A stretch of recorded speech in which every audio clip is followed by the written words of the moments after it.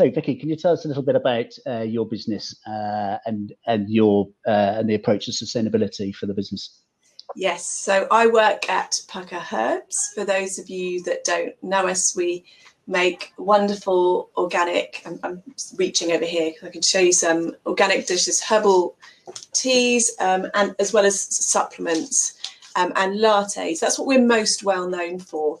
But our purpose is actually to nurture happier, healthier lives through powerful organic plants. So that goes beyond just the products that we sell. And I have I work in a team called the Herbal Team. I'm the sustainability manager in that team.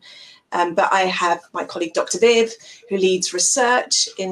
She leads research partnerships with universities, looking at how powerful herbs and plants can be. So, for example, researching how turmeric can support cognition and things like that. So we've got a whole kind of research side as well as an educational side. So particularly focusing on practitioners and how herbs and plants can support health. So that's kind of Pucker in a nutshell. We know us for our teas, but we do a lot more than that. That's good to know.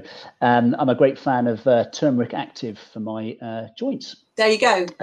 Thanks to Bryony, I know who's listening, for giving me that tip. So how has the coronavirus affected the sustainable development carbon neutral goals for Pucker?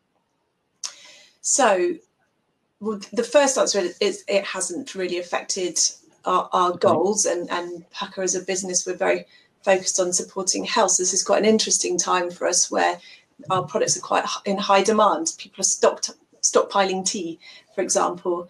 But we have 3 programs of work at Pucker around sustainability, our health and wellbeing work that I've touched on already, our regenerative agriculture work, so that all of our teas are organic certified, all the herbs that we source are organic, and we also certify our teas fair as well. So there's the whole body of work that we do around regenerative agriculture that goes beyond just those sourcing and certifications, but also mapping where our big carbon impacts are along that supply chain.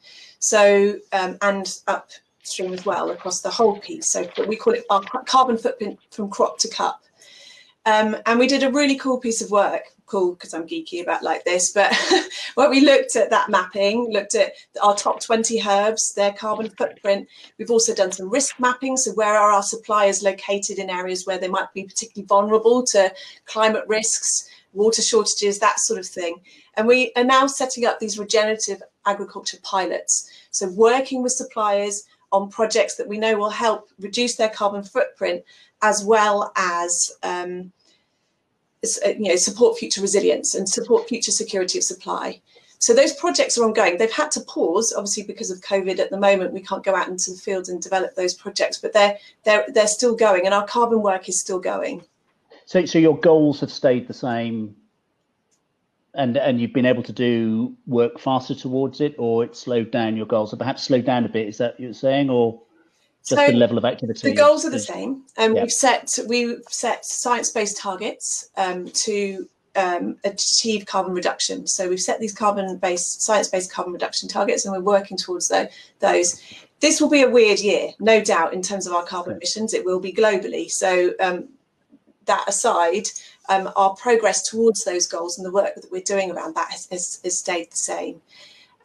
Obviously, our supply chains have been impacted by COVID. Some of our suppliers, for example, are asking for advance payments because they need extra support to get through this time. As we've said, or as I've said, some of our products are actually in quite high demand, but we've got to make sure that people can produce them safely. So supporting companies with overtime so they can do that with the right social distancing. For example, we've been supporting some of our packing suppliers with that. So yeah, really, Pucker is based on these very long-term relationships. We have very specific requirements for our herbs. They need to be organic, fair for start, but also have really great kind of quality criteria. So we need to invest in those relationships to make sure that they're working well. Yeah, and so your financial resilience as a business is really important so that you can help your supply chain further down the line. Excellent. Thank you, Vicky. We'll see you in a moment.